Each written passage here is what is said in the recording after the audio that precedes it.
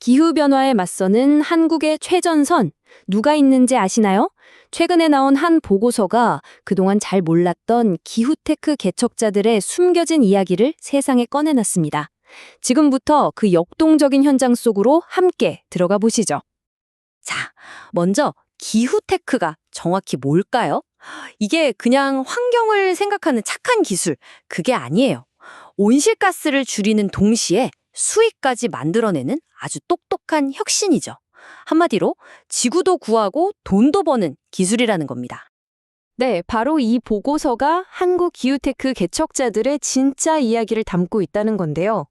이들이 대체 누구인지, 또 어떤 보이지 않는 장벽과 싸우고 있는지 그 생생한 현실을 지금부터 하나씩 파헤쳐보겠습니다. 그렇다면 이들의 임무가 왜 그렇게 중요할까요? 기후테크는 단순히 새로운 산업, 그게 아닙니다. 여기엔 우리 모두의 미래가 걸린 아주 근본적인 이유가 숨어 있죠. 여기서 기후테크의 근본적인 딜레마가 드러납니다. 이게 참 흥미로운 지점인데요. 생각해보세요. 온실가스를 줄이는 건 우리 모두 사회 전체의 이익이 되는 일이잖아요. 이걸 사회적 이익이라고 하죠. 그런데 정작 기술을 개발한 기업은 그 가치의 아주 작은 부분만 가져갑니다. 바로 이 엄청난 격차 때문에 정말 필요한 혁신에 돈이 돌지 않는 시장 실패가 일어나고요.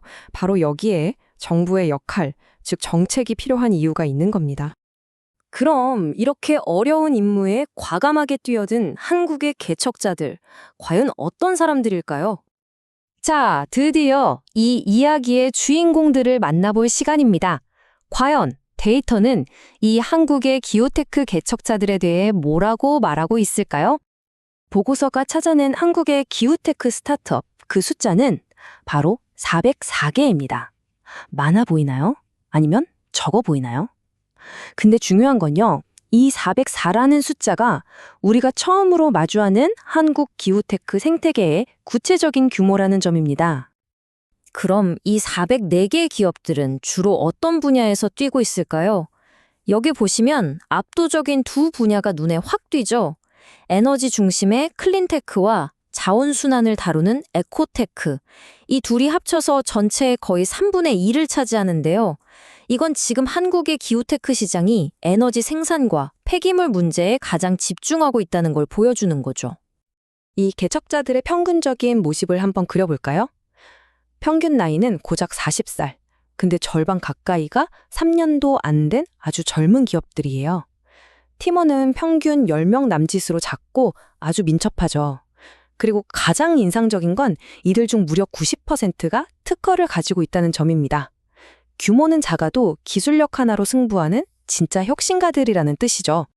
하지만 이렇게 뜨거운 혁신의 열정 앞에는요, 아주 차가운 현실의 장벽이 가로막고 있습니다. 이 개척자들이 마주한 가장 큰 도전, 과연 뭘까요? 혁신은 정말 활발한데 그 반짝이는 아이디어가 실제 수익으로 이어지는 길이 상상 이상으로 험난하다는 겁니다. 기술을 진짜 사업으로 키워내는 그 과정에 거대한 벽들이 숨어 있는 거죠. 이 투자의 불일치가 그 현실을 아주 적나라하게 보여줍니다. 한번 보세요. 온실가스를 가장 많이 내뿜는 산업 분야에는 전체 투자의 고작 8%만 들어가고 있어요. 반면에 배출량은 그 절반도 안 되는 에너지 분야에는 투자의 39%가 몰립니다. 이게 뭘 의미할까요? 쉽게 말해서 가장 불이 크게 난 곳의 소방수가 가장 적게 가고 있는 셈입니다. 재정 상황은 더 냉혹합니다. 이들 스타트업의 연평균 영업손실 무려 11억 5천만 원에 달합니다. 물론 스타트업 초기에 적자를 내는 건 어찌 보면 당연할 수 있어요. 하지만 이 숫자는 이들이 매일매일 버텨내야 하는 재정적 압박이 얼마나 어마어마한지를 명확하게 보여줍니다. 바로 이 문장이 문제의 핵심을 찌릅니다. 기후테크 스타트업의 운명이 사실상 정책에 달려있다는 거죠. 정부의 방향이 조금만 바뀌어도 시장 전체가 흔들릴 수 있으니까 투자자 입장에서는 언제 무너질지 모르는 다리를 건너는 기분일 겁니다. 이 불확실성이야말로 이들의 발목을 잡는 가장 큰 족쇄인 셈이죠. 자, 그럼 이 험난한 길을 어떻게 터줄 수 있을까요? 다행히 보고서는 절망만 이야기하지 않습니다. 이 개척자들을 위해 아주 명확한 해법을 제시하고 있거든요. 보고서가 제안하는 길은 아주 명확한 3단계로 이루어집니다.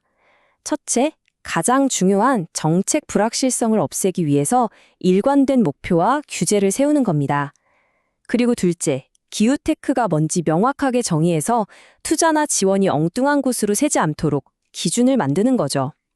이 두 가지가 해결된 다음에야 비로소 그동안 투자가 부족했던 핵심 분야에 대한 맞춤형 지원이 진짜 효과를 낼 수 있다는 겁니다. 이 문장이 모든 걸 요약합니다. 핵심은 단순히 돈을 뿌리는 게 아니라는 거예요. 가장 중요한 과제는 스타트업들이 마음껏 달릴 수 있도록 안정적인 트랙을 깔아주는 것, 즉 정책의 불확실성을 없애는 겁니다. 직접적인 자금 지원은 그 위를 달리는 선수에게 주는 물 한 병처럼 어디까지나 보완적인 역할이라는 거죠. 결국 이 모든 제안의 목표는 하나입니다.